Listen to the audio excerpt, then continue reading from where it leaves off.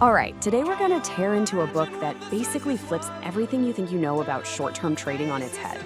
It's called Short Term Trading Strategies That Work. Now, we're not talking about gut feelings or what some guy on TV says. Nope. This is all about the cold, hard data from over a decade of market action and what it actually says works. Let's get right into it. So let me ask you something right off the bat. When a stock is soaring, the news is great and everyone's jumping on board. Is that the time to buy? I mean, it feels right, doesn't it? Buy strength, the trend is your friend, all that stuff. But what if that common sense instinct is totally, completely wrong? The book kicks things off with this brilliant little quiz. So picture this. The time period is 1995 all the way to 2007. The S&P 500 more than tripled in that time. It was a massive bull market.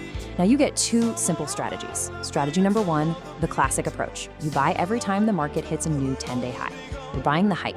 Strategy number two, you do the exact opposite. You buy every time the market hits a new 10-day low when everyone is panicking.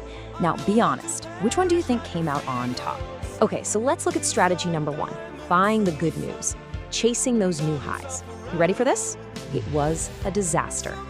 In a period where the market screamed higher by over 1,000 points, this strategy would have lost you almost 100 S&P points.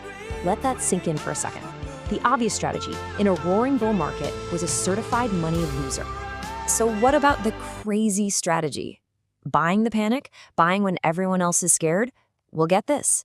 It didn't just make money, it absolutely crushed it. It captured over 1,048 S&P points, and its win rate was nearly 74%.